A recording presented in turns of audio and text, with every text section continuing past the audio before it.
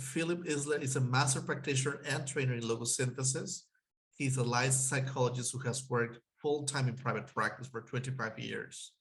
Working with trauma has been a significant part of his practice, and for the past 12 years, logosynthesis has been an integral part of his trauma work with clients. He first trained in logosynthesis with Willem Lammers in 2009, and he attended every training for 10 years until COVID. So thank you and welcome. Welcome, Philip. Thank you. Nice to be here. Glad you're here with us. And so the intention is for us to move from a discussion onto an experience where people can actually experience or observe how logosynthesis works. So I offer you the floor to handle this next part. Thank you, Alan. And so we're doing a demonstration, and I believe we have a volunteer. And that would be me. That would be you. Hi, Adrienne. Hi, Philippe. Nice to see you. Thank you so much for stepping up and volunteering to do this. That's a pleasure. Yeah. So Adrienne and I met briefly on Monday just because she had no idea who I was, and just to get a sense of being comfortable to do this. But I have no idea what you're bringing to the table today. All right. What would you, and following from what things Shanda was saying earlier, say as much as you like, and not more than you like. Okay, great. Thank you.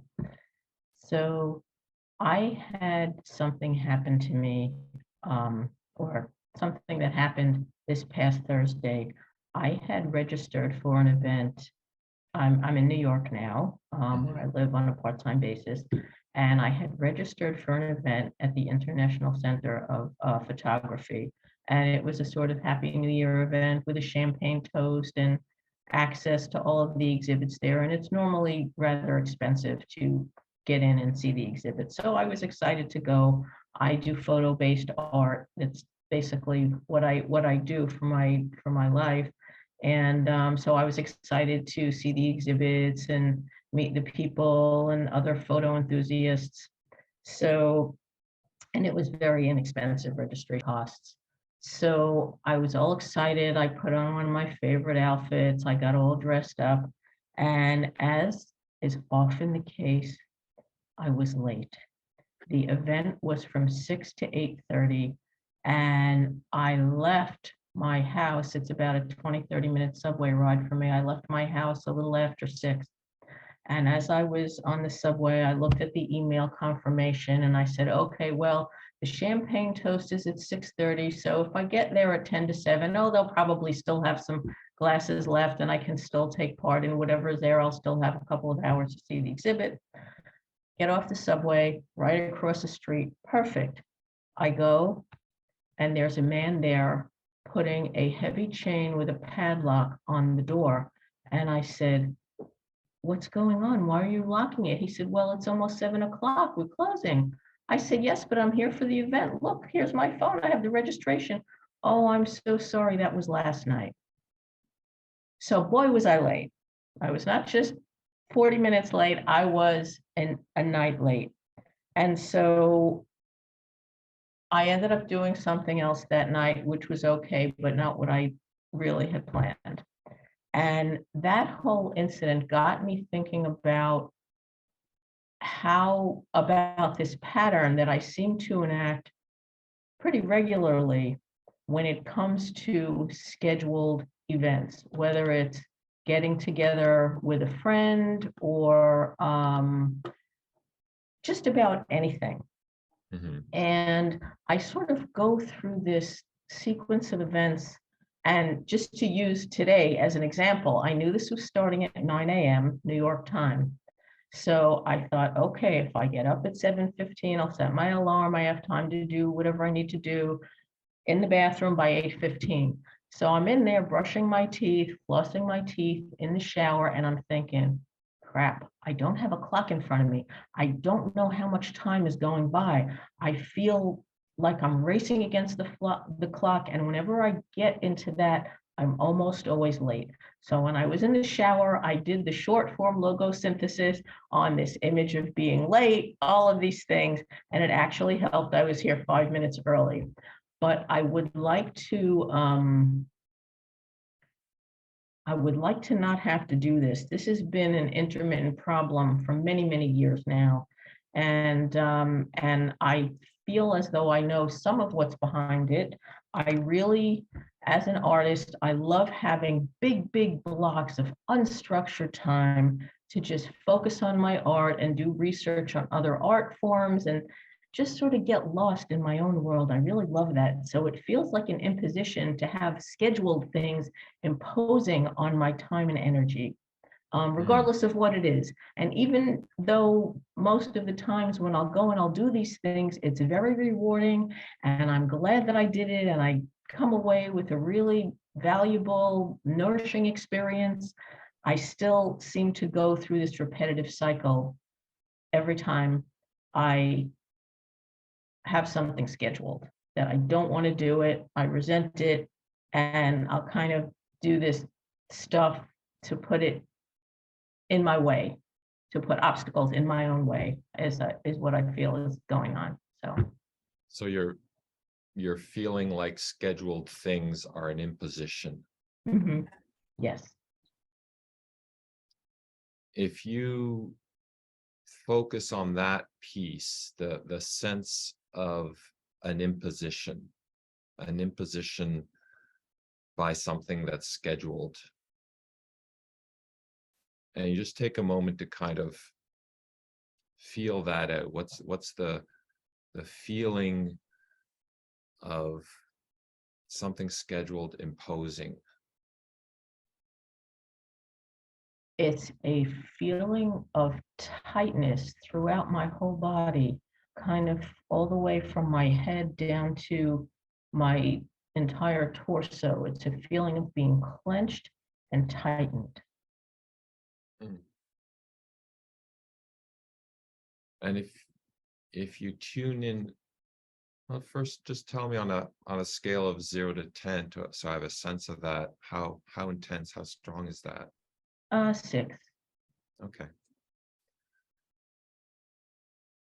And if you tune into the sense of whether it's visual or sensory in any way of what you're reacting to, what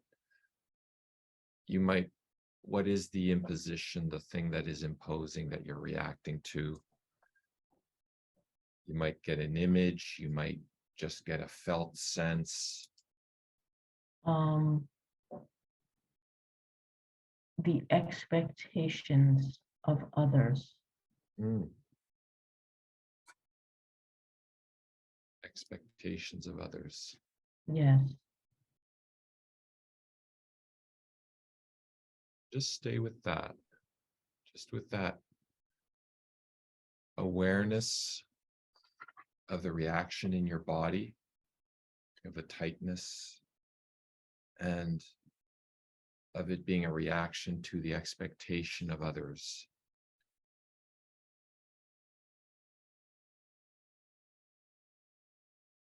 And you're just kind of sitting with that in your awareness, allowing whatever of that to become apparent to you. Is there any particular representation of others?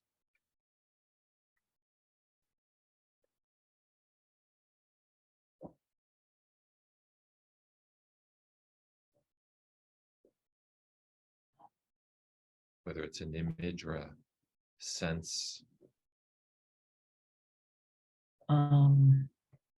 I don't care to meet the expectations of others. Okay. I don't wish to. So that's a reaction to that sense of expectations. Mhm. What's coming up in terms of the others and their expectations that you're reacting to, if you kind of tune into your personal space, where are they in your personal space? Is there an image? Is just a sense of presence? I feel a sense of many people and their energy very close, sort of gathered around me. Okay.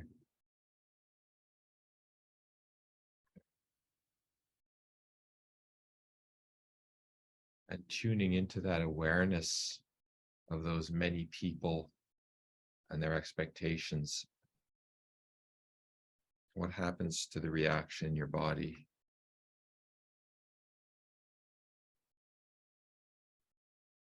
I feel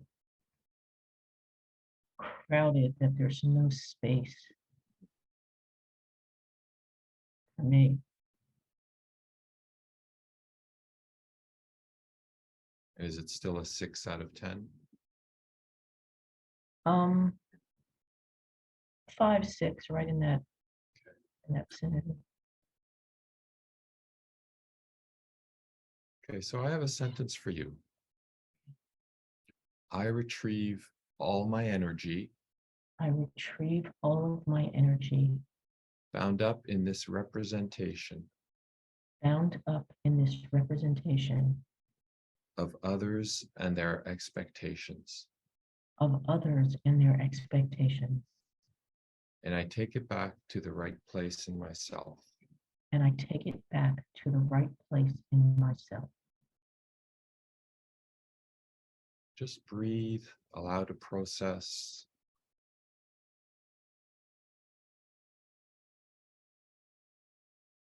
Allow whatever process occurs.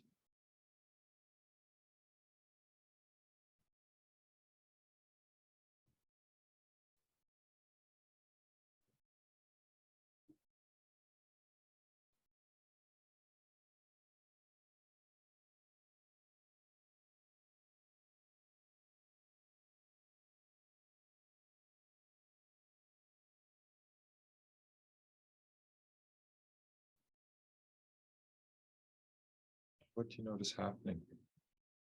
I now perceive an opening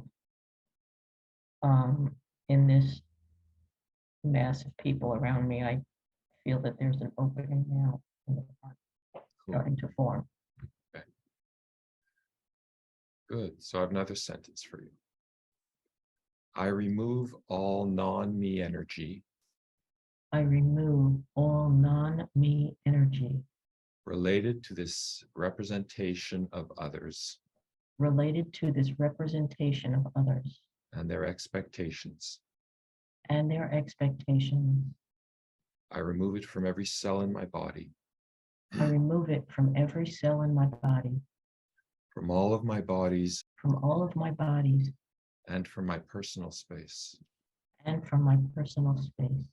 And I send it back to where it truly belongs. And I send it back to where it truly belongs.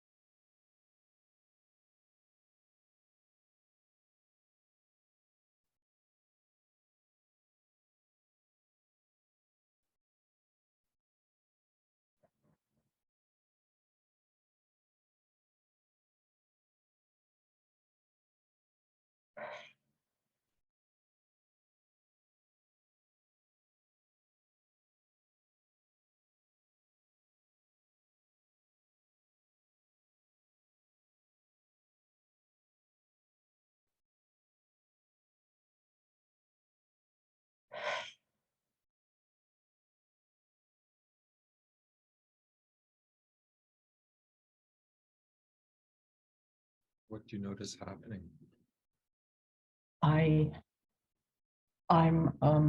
It's bringing up memories of when I was young. And when I began to be my own person and form my own personality, my mother didn't like who I was becoming. And so she tried to shame me consistently into being who she wanted me to be.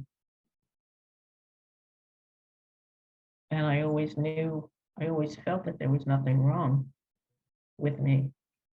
I always, at a very young age, knew that it was my environment that was at fault and not who I was. But still, as a very young person, it had an effect on me. So those memories are coming out. Mm. Yeah.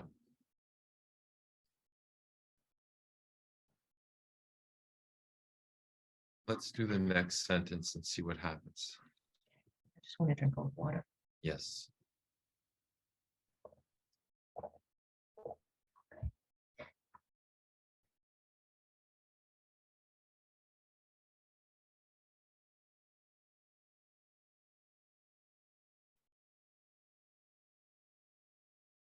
I retrieve all my energy I retrieve all my energy, bound up in all my reactions bound up in all my reactions to this representation of others and their expectations. to this representation of others and their expectations. And I take it back to the right place in myself. And I take it back to the right place in myself.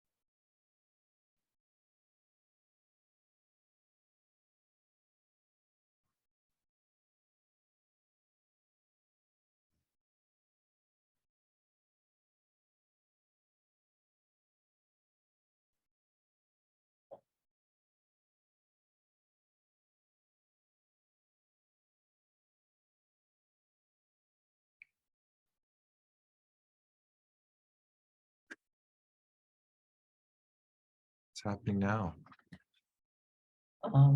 It was pretty interesting. I had almost a visual picture behind my eyes of these people sort of going away like bubbles popping, and and just one by one sort of falling away, floating away. There are still some left, kind of around here, but it's not as oppressive. There aren't as many. Right. So there are still a few. Mhm. Do you notice any particular reactions to those few?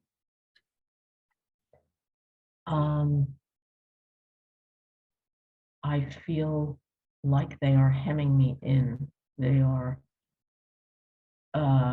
controlling me Mm. and preventing me from being my free, full, and fabulous self. Okay. I've got another sentence for you. I retrieve all my energy I retrieve all my energy, bound up in all my remaining attachments bound up in all my remaining attachments to this representation of others and their expectations. to this representation of others and their expectations. And I take it back to the right place in myself. And I take it back to the right place in myself.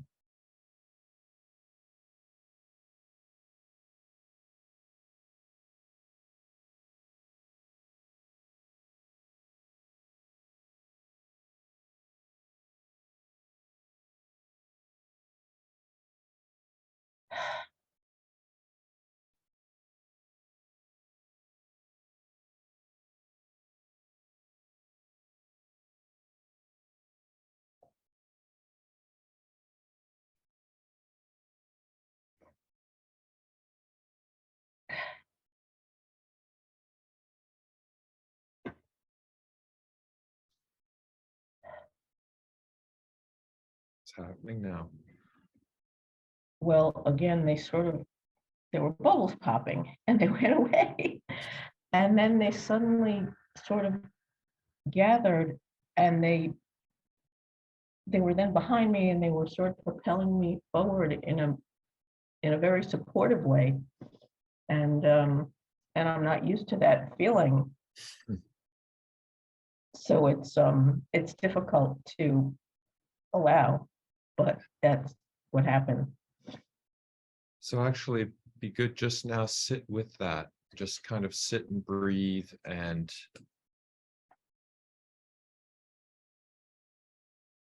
just allow that.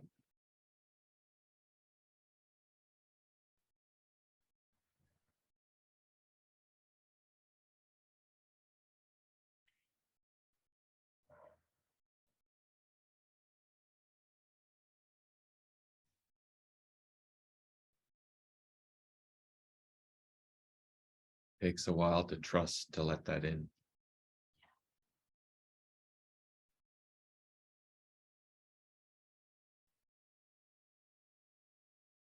Yeah, and I think for me, anyway, part of it is also grief for all of the times that I've not had that. Yeah. And so suddenly feeling that I have it, it's quite a shift. Yeah. And it takes time to process, I feel.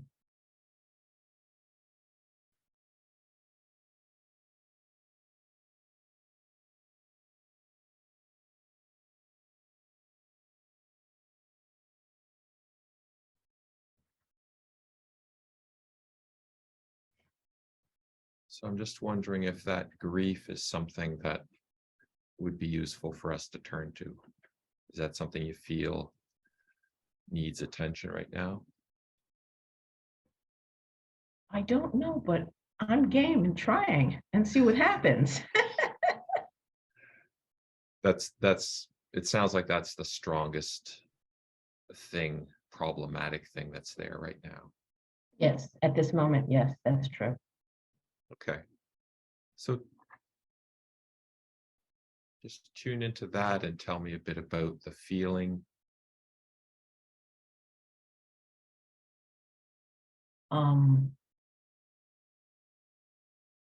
I feel that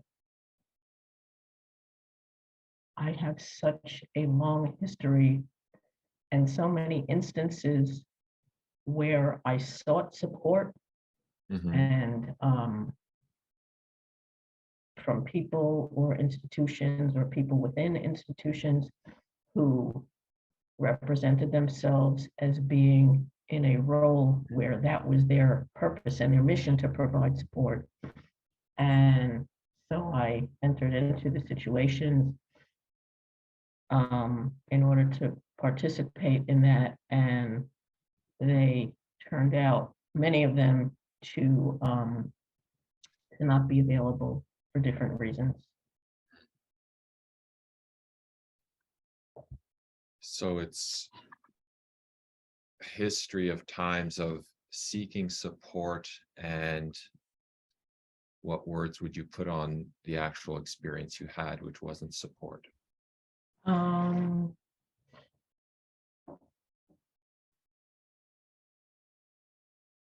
The feeling of it. Abandonment. Mm. And shock.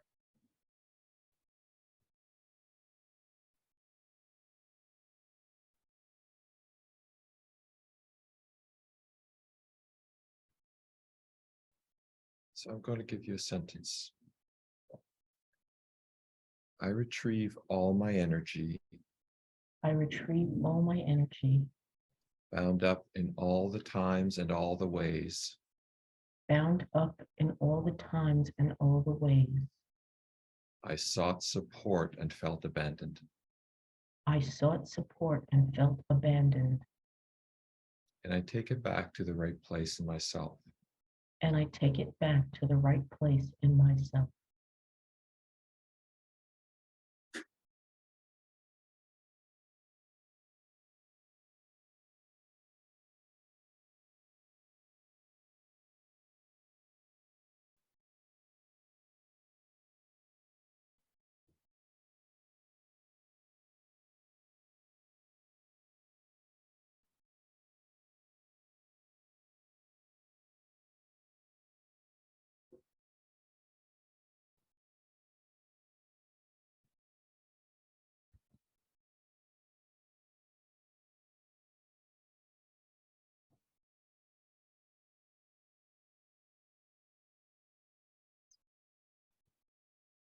I just want to check, does that phrasing resonate?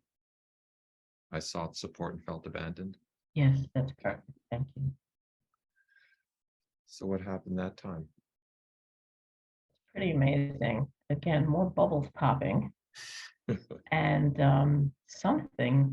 some force kind of, again, moving behind me and sort of lifting up. I felt like almost as though something were beneath my shoulder blades, lifting me up. It was like some Columbia MGM movie where the angels are singing and the rainbows coming in. That's pretty good. Yeah. Good. We will do the other sentences, although that sounds like pretty good. Okay. I remove all non-me energy I remove all non-me energy related to all the times and all the ways related to all the times and all the ways I sought support and felt abandoned. I sought support and felt abandoned. I remove it from every cell in my body I remove it from every cell in my body and from my personal space, and from my personal space, from all my bodies, from all my bodies, and I send it back to where it truly belongs. and I send it back to where it truly belongs.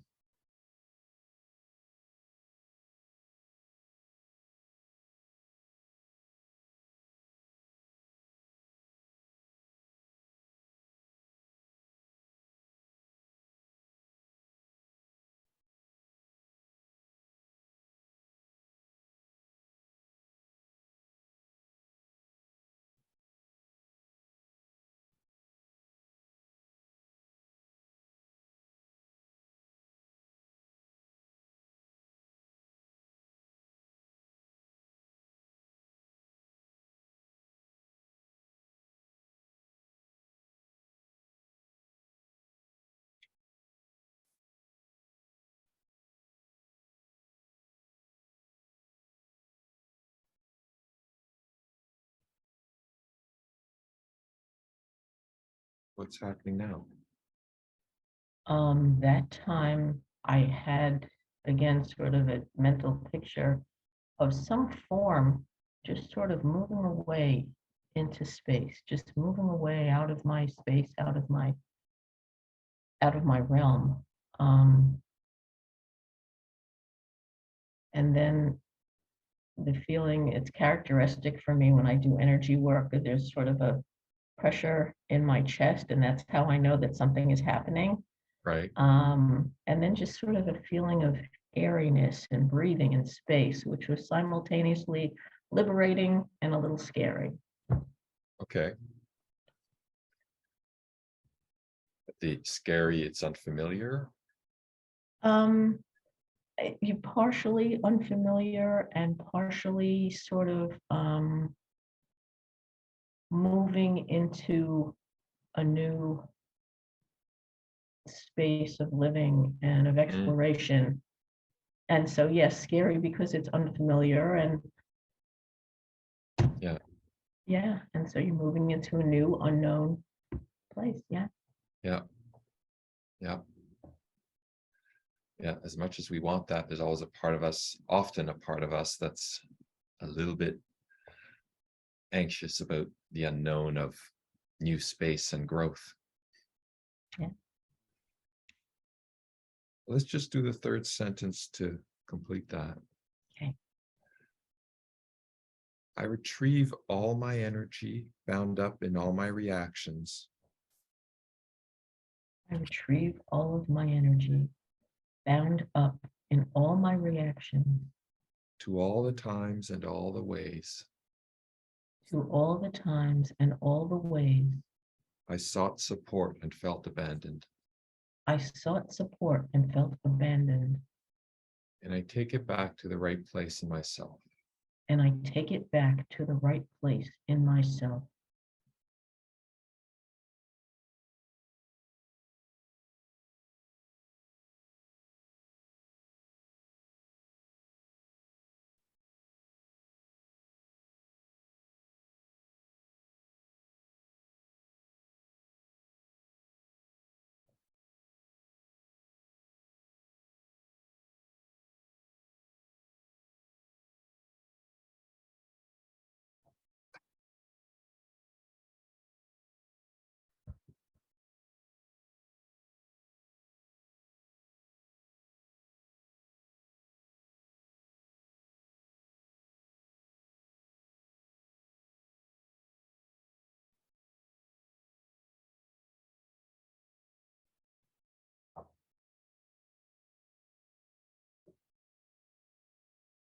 So what's happening now?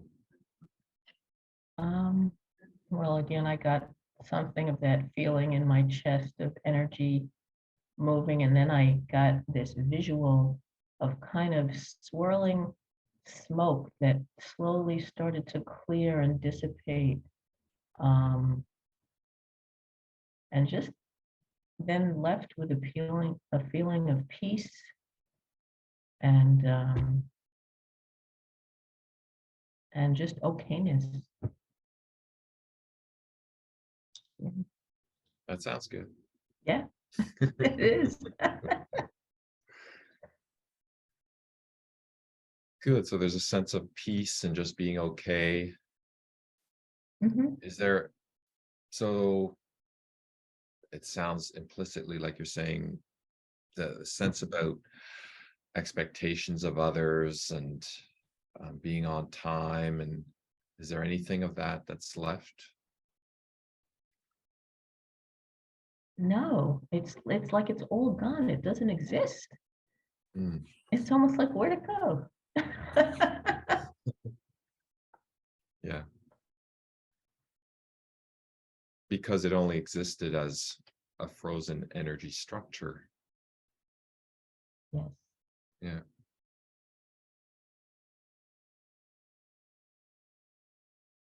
That's good. That sounds, so does that sound like a good place to stop? Yes, I think That that's a feel great like a place. good place to stop? Yes, it feels Yeah. like a wonderful place to stop. I look forward to continuing to process this. Yeah. Well, thank you, Adrienne. That was beautiful. Thank you. I really enjoyed it. I appreciate you leading me through it.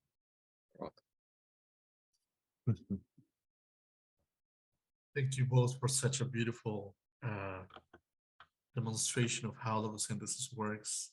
Thank you, Adrienne, for your courage and your trust and for sharing. Mhm. And Philippe for holding the space to make this possible. Thank you for sharing and with us how the way you do it and how beautiful it turns out to be. Thank you.